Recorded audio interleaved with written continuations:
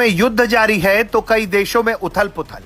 अब इसमें एक नया नाम जुड़ चुका है डेमोक्रेटिक रिपब्लिक ऑफ कॉन्गो का, क्योंकि वहां पर विद्रोहियों ने पूरी की पूरी सरकार को हिला के रख दिया है और देश के सबसे बड़े गोमा शहर पर अपना कब्जा जमा लिया है। इस विद्रोह के पीछे रवांडा का हाथ बताया जा रहा है और कहा यह जा रहा है कि रवांडा ने पूरी तरह से विद्रोहियों को मदद दी है, जिसके जरिए लगातार जो विद्रोहियों का M23 ग्रुप बना है वो एडवांस कर रहा है और उसे उम्मीद है कि वो पूरे देश पर जल्द ही अपना कब्जा कर लेगा।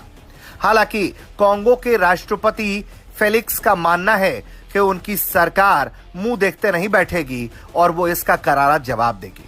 आपको बता दें कि भारत इससे कैसे जुड़ा है। दरअसल Bharat UN peace keeping force के जरिए इस पूरे मामले से जुड़ा है, क्योंकि वहां पर भारत के यूएन पीस कीपिंग फोर्स में 1200 सैनिक मौजूद हैं। इसके अलावा गोमा शहर में हजारों की तादाद में भारतीय थे।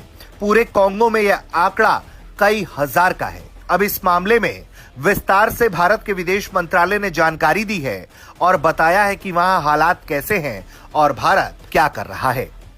जहां तक भारतीय सैनिक जो यूएन में काम करते हैं उनका प्रश्न है, करीबन 1200 लोग वहां पर जो यूएन मिशन चल रहा है मोनुस्को, उसके तहत 1200 भारतीय सैनिक वहां हैं और वो उनका भी हाल ठीक है, सब लोग सुरक्षित हैं और उनके संदर्भ में हम यूनाइटेड नेशन के साथ लगातार टच में हैं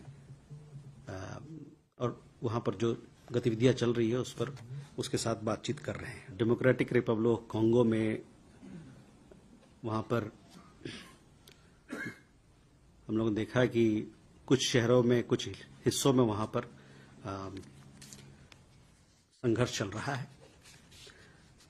डेमोक्रेटिक रिपब्लिक ऑफ कॉन्गो में करीबन 25,000 भारतीय नागरिक रहते हैं।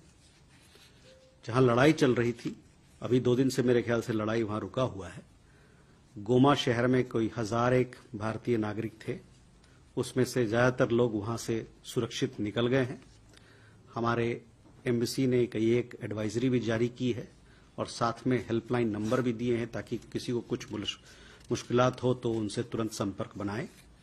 और हमारे दूतावास किंशासा में काफी दूर है, गोमा शहर से कोई 1500-2000 किलोमीटर काफी दूर है, 2500 किलोमीटर दूर है।